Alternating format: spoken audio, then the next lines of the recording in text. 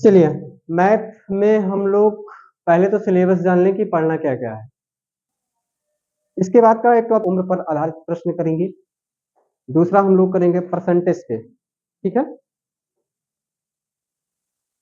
Percentage तो पता होगा सबको, प्रतिशत तो आप लोग कर लिए शायद ना, क्यों भाई पीछे कर लिए हैं। ठीक है, तो फिलहाल हम परसेंटेज पे करेंगे। परसेंटेज, फिर है प्रॉफिट एंड लॉस। क्या हिंदी लिखने की जरूरत है क्या? नहीं है ना, लाभ और हानि। ठीक है, एवरेज,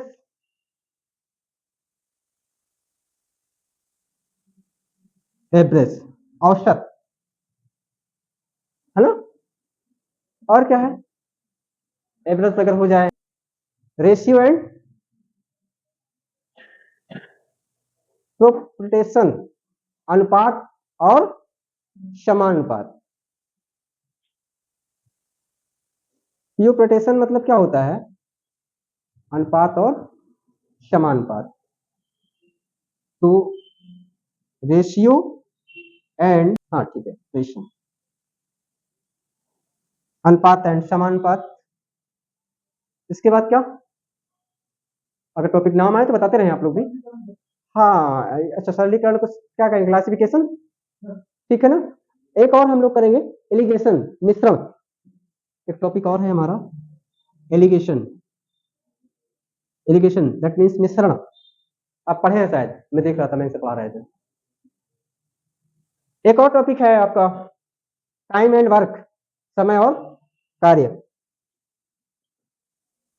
टाइम एंड वर्क, समय एंड कार्य, समय और कार्य। एक और है टाइम एंड डिस्टेंस, समय और दूरी, समय और डिस्टेंस, समय और दूरी। लिखते रहेंगे। एक क्वेश्चन और आता है आपको, अगर शायद किए हो, मेरे ख्याल से भी नहीं किए हैं, मैंने किसी ने देखा था, मैं सर करवा रहे थे। वो उसको बोलते हैं प्रोमोटेशन एंड कॉम्बिनेशन,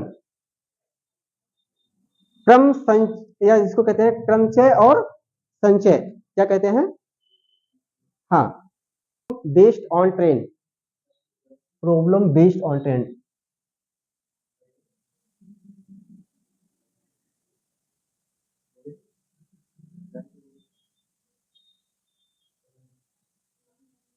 ट्रेन, ट्रेन से संबंधित प्रश्न होते हैं ना, एक ट्रेन दूसरी ट्रेन को इतने मिनट में काट रही है, या एक उधर से आ रही है कि इधर से आ रही है। ठीक है, इस तरह से क्वेश्चन होते हैं, ट्रेन पर आधारित प्रश्न होते हैं, कहने का मतलब है प्रॉब्लम बेस्ड ऑन ट्रेन। एक होता है परमुटेशन एंड कॉम्बिनेशन, क्रमचय और संचय।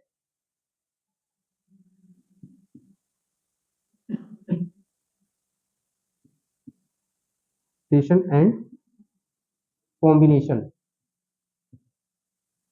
क्रमचय और संचय, अगर लिखना चाहें तो लिख लीजिएगा,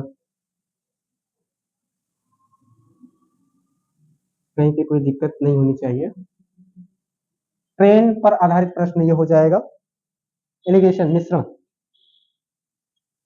जहां पे समझ में ना आए वो मैं इसकी हिंदी लिख दे रहा हूँ, रेशियो अनुपात एंड समानुपात, बाकी तो सब समझ ही रहे हैं। प्रॉब्लम ऑन एज, आयु पर आधारित प्रश्न या उम्र पर आधारित प्रश्न।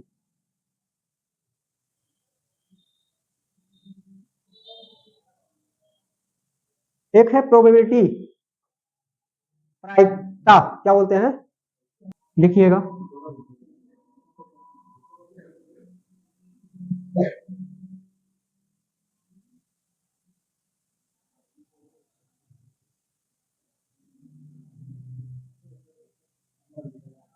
ठीक है,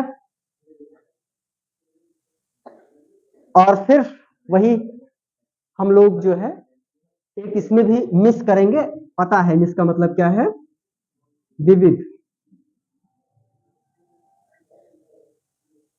ठीक है ना, तो ये सारा जो आपने किया भी, ये आपका है मैथमेटिक्स से। अब मैं आपको डीआई बताऊंगा। डीआई में क्या होगा कि पाई चार्ट जानते हैं ना, पाई चार्ट, पाई ग्राफ, ठीक है, ये हम लोग जानेंगे। और एक बार ग्राफ होता है जिसको हम लोग कहते हैं दंडाकार चक्र, वक्र, ठीक है। तो आप इसमें ऐसे लिखें डीआई में, डाटा इंटरप्रिटेशन, ओके। डीआई का मतलब क्या होगा, डाटा इंटरप्रिटेशन। तो इसमें सबसे हम लोग पढ़ेंगे पाई चार्ट या पाई ग्राफ।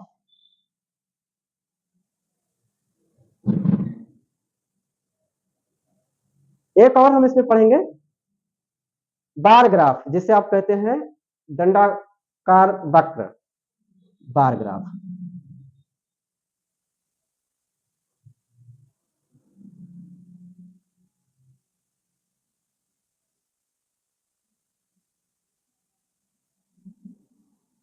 Bar graph. तो एक और है लाइन ग्राफ, रेखा वक्र, लाइन ग्राफ।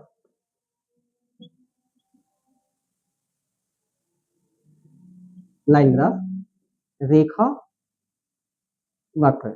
एक और है आपका उसको हम लोग कहते हैं टेबल।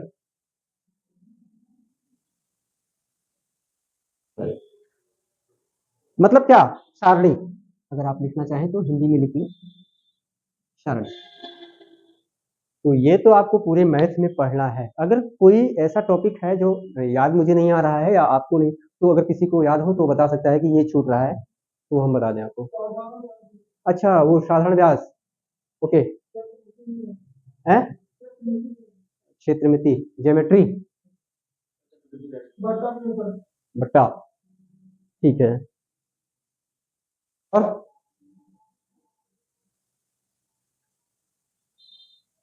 ठीक है,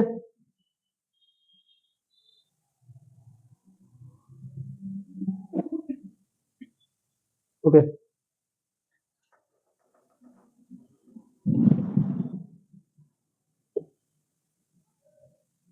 करना चाहें तो अलग से है, उसका मैं देखता हूँ थोड़ा सा।